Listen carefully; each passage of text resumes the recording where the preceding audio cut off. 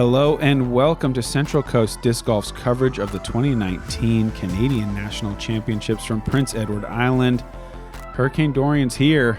Nate Sexton and Nate Perkins are here too, and we're ready to bring you the action. I am really looking forward to this final round, Nate. You have a two-stroke lead over Canadian Thomas Gilbert and a five-stroke lead over the world-ranked number one, Paul McBeth, and then 8 strokes over fellow Oregonian, Dustin Keegan. Yeah, and hole one here, par 4, but I'm not even going to talk about that because there's a more important story. The hurricane has come through. The Huckett Disc Golf Course decimated. Yeah. The amateur tournament canceled. Hundreds of trees down. Wow. Hillcrest Course, many trees down. Huge team of volunteers out there starting at 6 in the morning, chainsawing trees, clearing trees in heavy, heavy winds, as this is, downgraded to a tropical storm, but still extremely windy morning. A little bit less now, and we were able to play. Yeah, we definitely had that kind of looming over our heads whether we were even going to compete for this final round. So I know that has to be in your mind, being the leader. Yeah, and I mean, you and I were staying right on the coast. The winds were probably 60 miles an hour, even at tee time. So I thought from where we were looking, it seemed impossible that we would play. But here, a little more inland, as I go with the Thunderbird here. That's about where I want to play it, to the top of that hill, and then you're looking down the hill to the basket a little bit on that right side. Yeah, you can see just how stoked all the locals are about Thomas's play this week. It's awesome. I mean, it's fun for him too, I know, to feel all that love from all the Canadian players. And they are very excited, and as they should be, about the potential that he has in this sport. I think he's a level-headed kid. I mean, obviously he's 20, he's not quite a kid, but young guy, and cannon for an arm. I think he's got a bright future if he wants to go that route. Absolutely. He could be as good as he wants to be.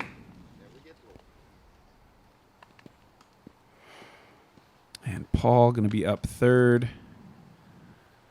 You can see from the jacket, it is a blustery, cold day. He's a little wide with this, but he gets it past the trees.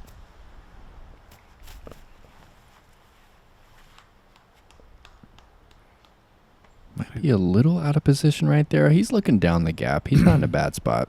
Yeah, not too bad. From Eugene, Oregon, Dustin Keegan. Dustin definitely has a lot of fans up here. Him and Zoe Andike came up earlier in the spring and hosted a couple clinics.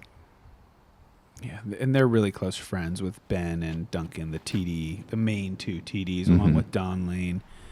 And a big thank you to those guys for all the work that they do to bring American pros up here, to help make everything possible easy for us, and to give us a great tournament to play in. Dustin came up a little short, goes with the forehand anhyzer here, and that catches the trees. So he is not quite on the fairway. That zone looks a little inside. Yeah, a little short. Probably circle 2. You can see that wind coming in. I'm trying to go with that AVR X3. I wanted it low, but I didn't want it quite that low.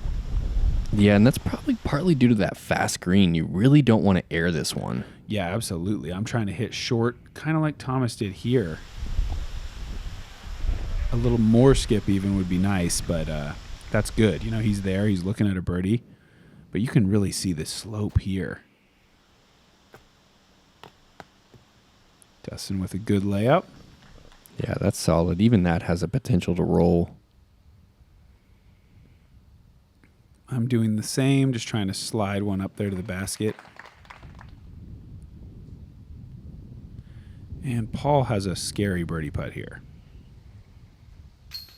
Oh, my goodness. And that's Paul saying, hey, I came to play. I might be down by 5, but it's the final day now, and I'm going to go as hard as I can possibly go. Yeah, I mean, absolute death putt.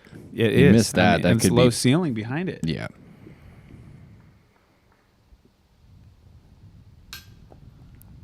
Just a little strong from Thomas.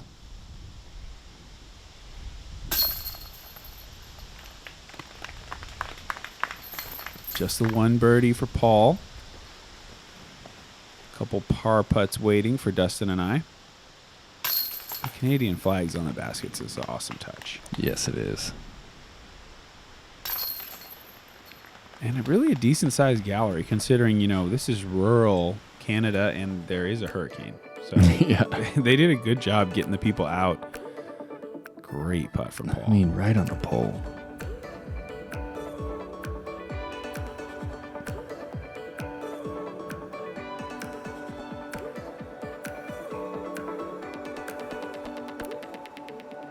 On to hole 2, another par 4, 540 feet, downhill at first, and then climbing back up to the basket.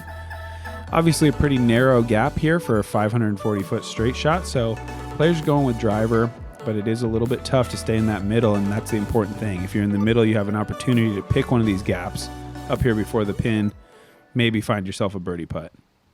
And we're teeing off from a cove, and as soon as your disc leaves that cove, the wind can start really messing with it. And you could see that even with Paul's. I mean, it's a fantastic shot, but you saw all those little bounces and adjustments as it tries to find its way through all those air currents. Yeah, and he actually took something stable. He threw a force and just worked it through the gap.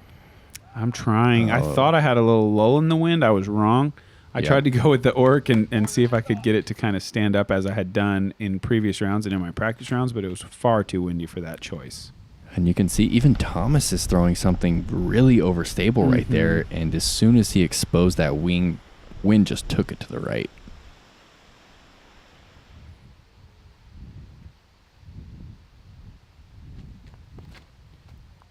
And Dustin really overplaying that hyzer, and it works pretty well. On a calm day, that's looking terrible on this hole. If you throw that much hyzer with the distance driver, it's just going to go for sure left into the woods. Really shows you how impressive Paul's shot was to get that far up there. You're right. I'm kind of thrown out of some mud. There was a ton of rain, as you might imagine, overnight.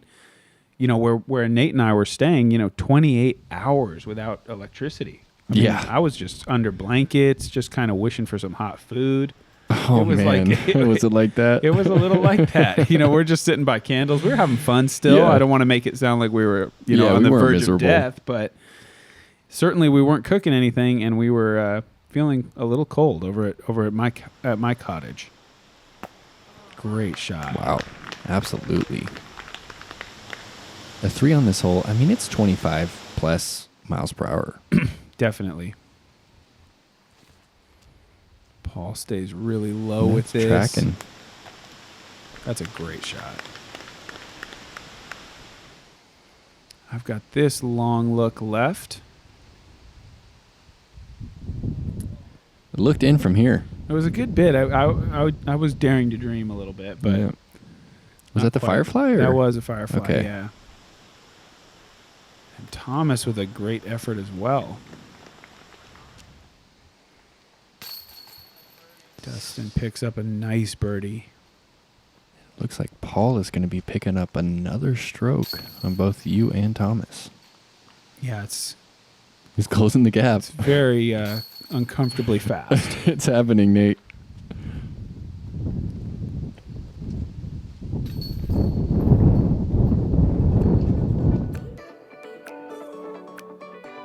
See that hyzer release from Dustin.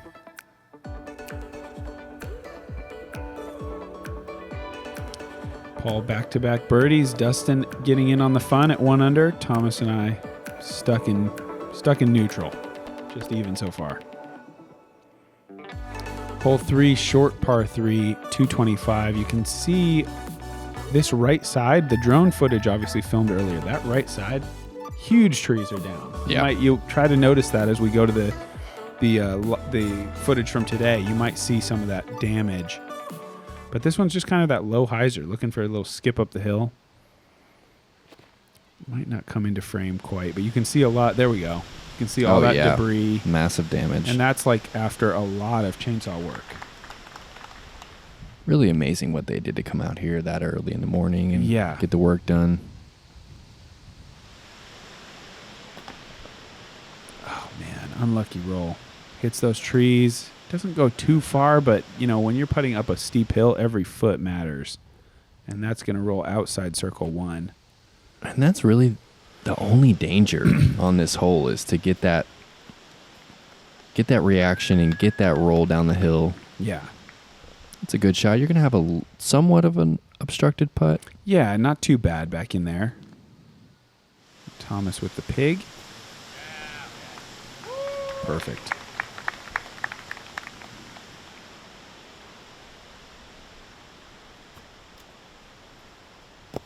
Dustin with a little extra juice on that one.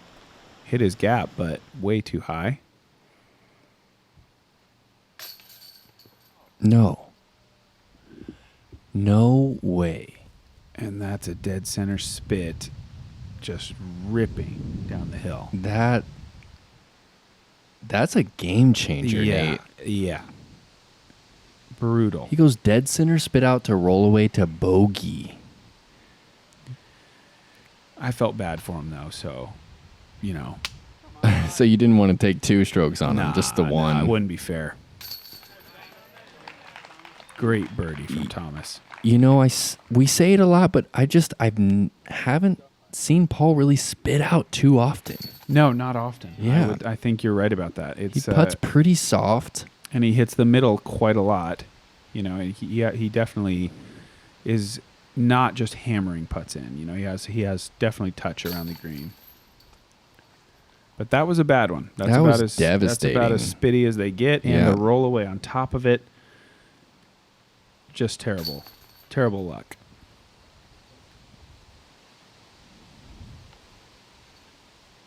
He's trying to do some calculations, figure out what's going on.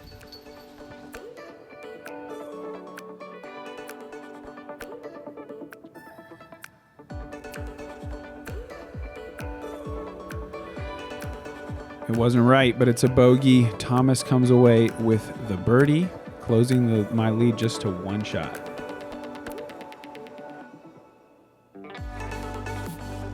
This is another hole with some significant changes from drone flight to real world after that hurricane blew through. 315 feet going downhill. Nice looking green, a lot of trees if you do go a little bit right. But a mid-range is a great play here. You go backhand, you hit that hill, it'll anti-skip over to the basket.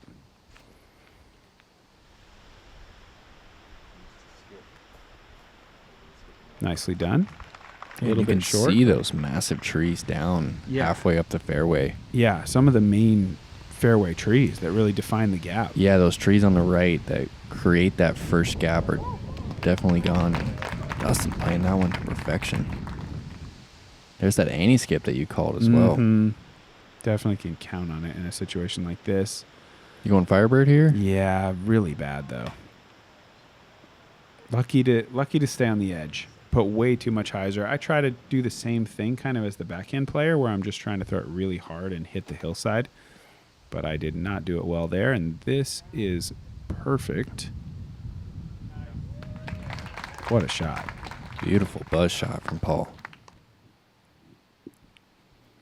Nothing but a layup for me from that spot. And Thomas with a chance to tie for the lead. Oh, wow. Just such effortless speed on his putts. Yeah, he's got great, transfer of spin. All that energy, no wasted energy, not a lot of wobble. It just kind of pops out of his hand. Kind of Wysocki-esque in that way, where you just feel like every little bit of his effort is just directly into the putter. Yeah, really efficient, and it seems like he just has just all the confidence in the world, too. Mm-hmm.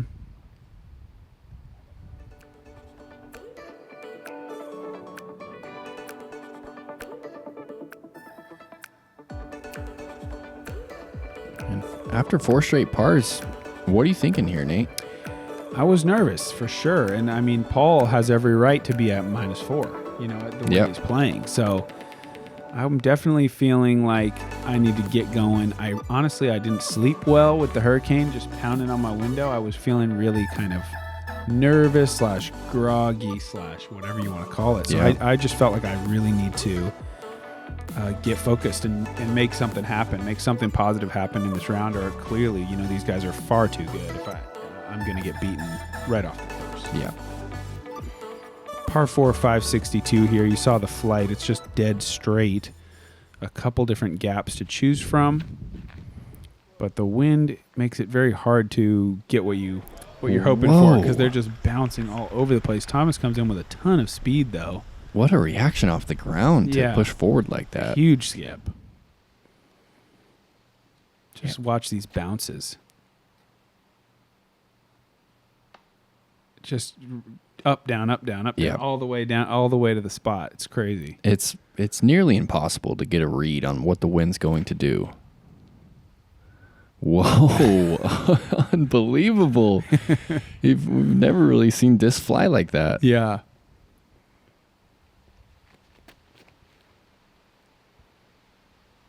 Dancing all over the place.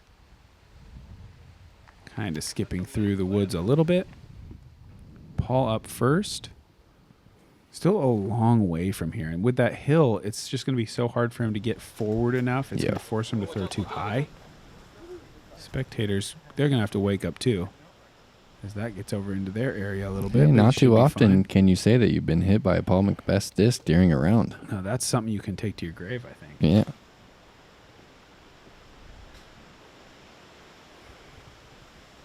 I love this one big tree by the green here. Are you going roller right here? Okay, air shot. That was poorly thrown, but yeah, I was sort of hopeful that maybe if I threw it just perfect, but having no room to run up, it was hard to get the power I needed. Thomas looking to throw that one in again. Yeah, same disc. In round one, he did have that highlight Eagle 2 on this hole. I'm going with a little Firebird shot.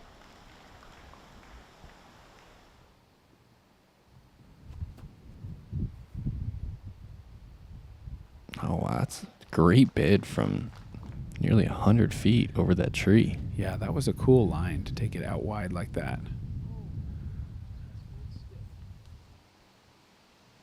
And Thomas with a birdie chance here. No. And that cuts straight through the basket. Yeah, I mean, fast putt, but plenty of chains on that one. Mm-hmm.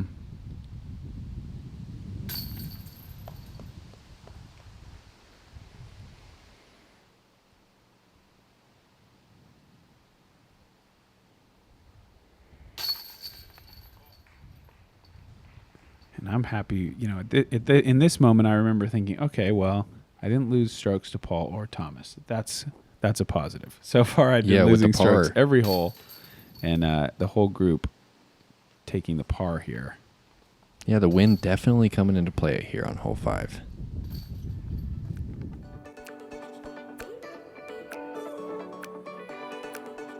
Gosh, right out of the hand. Yeah, just shoved it. It's crazy.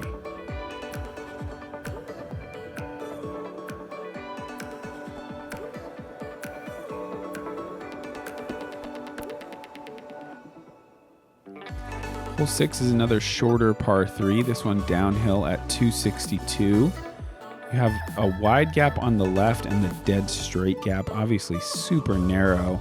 So you just want to throw whatever it is that you feel confident hitting that initial gap, and then you kind of just have to hope to stay within the bounds of that tunnel. The uphill behind the pin is really good for holding your disc, so you really don't have to worry anything about speed control. Just hit the line.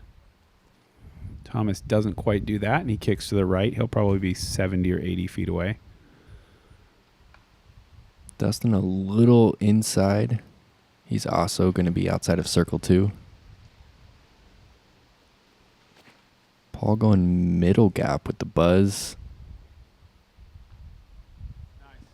A little too turned over, but kind of filters to perfect. Yeah, using that hill just right. You taking it wide? No, I go up the middle. Yeah, also very well thrown. Bounces back on the hill. And Dustin forced to go with a forehand here.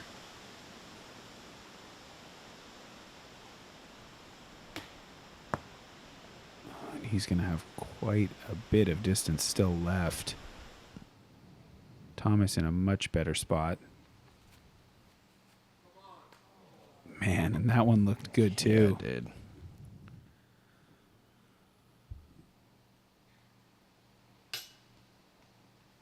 Oh, man. No.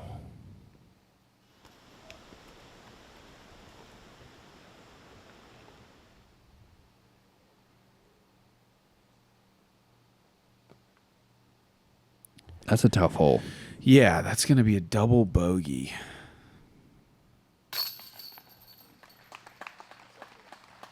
You know, part of it's what keeps us coming back. You never know when that's sneaking up on you, but man, you know, a hole like this, you just don't even, it just doesn't seem possible. And then you can have that happen. It's like what we saw with James Conrad in round 2. Yep. That short par 3 that turned into a double bogey just in the snap of fingers. It was already happening, you know?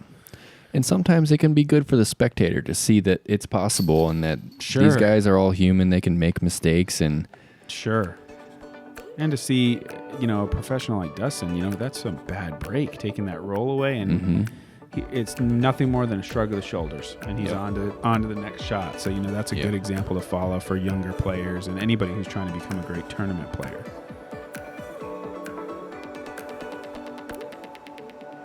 In other news, I got a birdie. Nice, Nate. You're on the board. There we go. Hole 7, par 4, 604, and this one is treacherous. It's not a long distance, but it's slightly downhill the whole way, which makes it so hard to stay straight. And then you're going to see this island of trees in the middle. That's kind of your marker for just a fantastic drive. Nothing really needs to be said here. That green is so scary. The thing to keep in mind is if you go in the water, it's a drop zone, and you're going to be 45 feet away. Yeah, that rule kind of changes the entire dynamic of this hole. Yeah, it dictates your strategy in a huge way. And that's a pretty premium shot right there. He's going to have a relatively easy up and down. Yeah, he's in the woods a bit, but yeah, he got good distance down the fairway. My strategy is just throw as far as I can,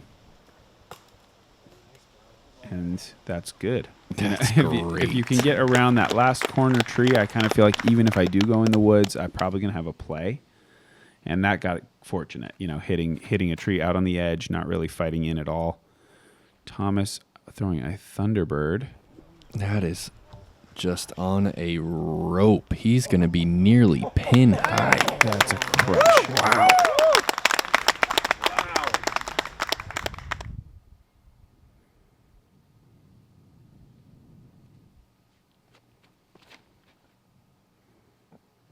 Dustin going Explorer right there. Almost gets that one to turn over, and the wind just kind of lifts it. Yeah, it makes such a big difference. If that gets flat, maybe the wind doesn't really get under it. But since it stays on hyzer, the thing is just going skyward, and that's not a good thing on this hole. And look at that.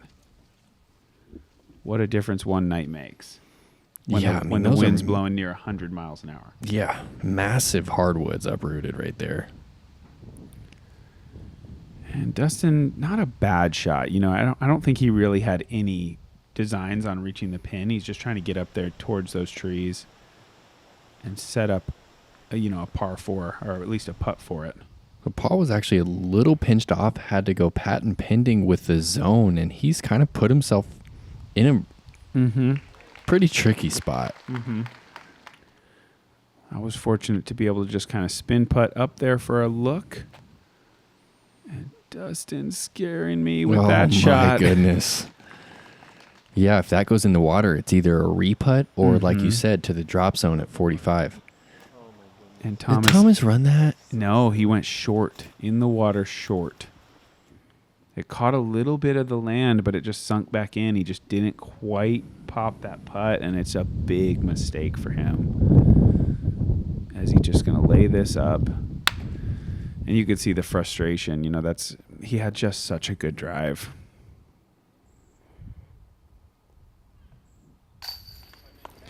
That's huge right there. That is not only an excellent 3, but situationally, that is great birdie to pick up. You're getting a stroke back on Paul, and you're going to get two on Thomas. Yeah. This hole, it's just so treacherous. I think, I don't know. I don't know exactly what rule change I would make, but I do feel that it's almost too punitive. I don't know if it needs maybe a little wall behind the basket or what. But yeah, it's a tough one. Maybe just one putt from the drop zone. Yeah, and then OB as follows. Or maybe put the drop zone like 30 feet. Yeah, give us a chance, man. It's pretty makeable, but you could still mess it up. I don't know. So the bogey for Thomas, pars for Paul and Dustin, and I make a birdie.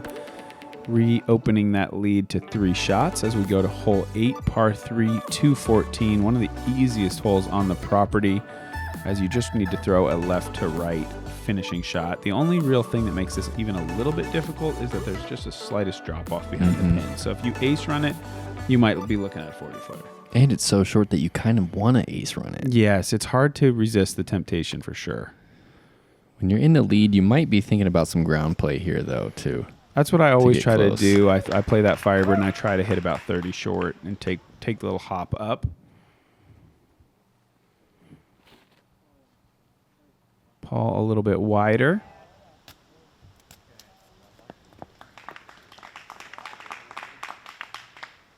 But no problem. Into the mud.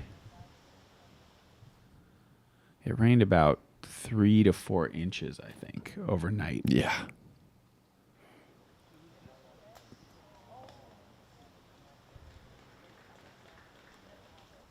And Thomas with the pig. Maybe a little wide. Oh, and it was. Catches a tree on that left side. Oh, and he knew it. He just walked it in there. That was probably 90 to 100 feet. Just an incredible putt. After the disappointing drive, the disappointing bogey on the previous hole, I think just... That's keeping him in it. Just big going for it. And look at that putt. After they made those, I was sort of joking with the group. Like, yeah, once I saw the drives, I knew it'd be a star frame. These guys just hit huge putts. That's awesome.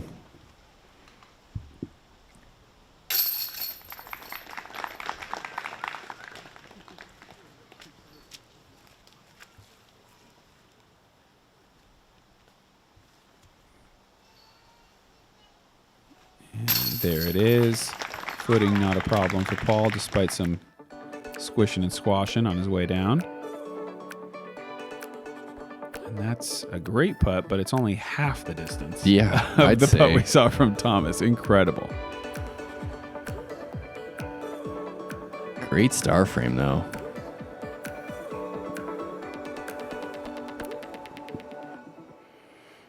We go from one of the easiest holes to probably one of the hardest. Hole 9 is a par 4 at 567 feet. Very narrow to start. And it moves right. Then it kind of straightens out up the hill and goes right again. And the green is one of the most treacherous on the property because it's so sloped. It's really well protected. And then if you do come in here with some angle, you're just going to jump down the hill. Rollaway is also an issue on the putt. Yeah, this landing zone is very sensitive. I'm going with This Orc looks here. so good to be able to throw that shot. It actually kind of went too far. Yeah, it really did. You're not in a bad position, though. You got past the first wall. Mm-hmm. It's way up around the corner, so I'm happy. And Paul takes a kick into the woods. It's not good over there. Yeah, as good as it looks. I mean, it's just those dark trees everywhere. Somehow it's actually not that good. You know, you really think that'd be a great landing zone, but it's not. It's not great. It's just super dark and sad in there. It is very dark.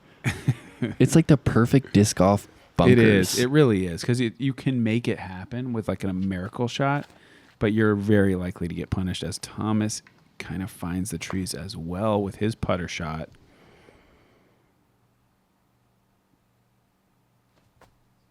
He's trying to get aggressive here. That's He was the Corvette. going for that. He's going with that Speed 14 Corvette. He's trying to find the pin from there, which didn't work. I mean, that's a very, very high risk, high reward type of play.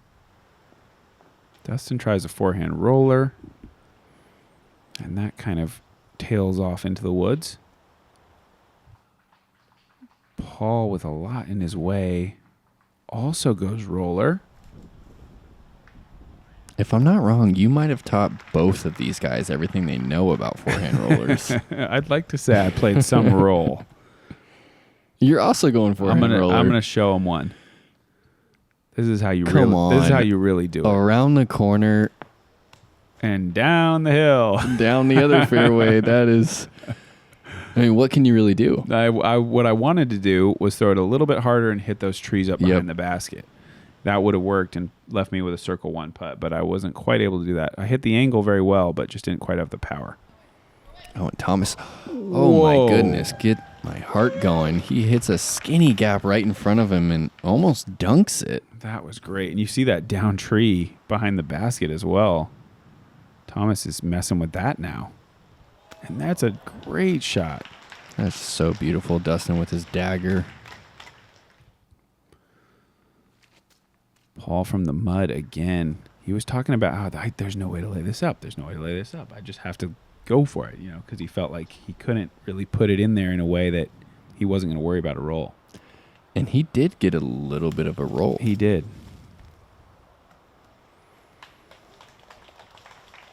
It's a weird place to be in two, but maybe the first person ever. It's not so bad. And Paul misses on that right side. That is a huge bogey right there.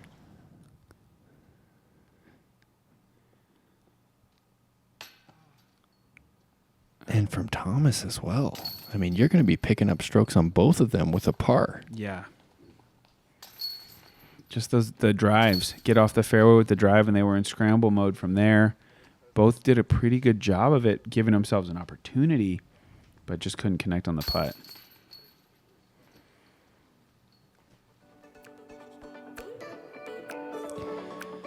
Really, a lot of stuff going on this front nine, Nate. Yes, you're right about that. A lot of action, some good luck, some bad luck, and some really, really big putts, especially from Thomas. But yeah, guys, I mean, nothing decided yet. A lot of hard holes still coming up. But those bogeys, they're lurking for everybody. We'll catch you guys for the back nine from Hillcrest Farms.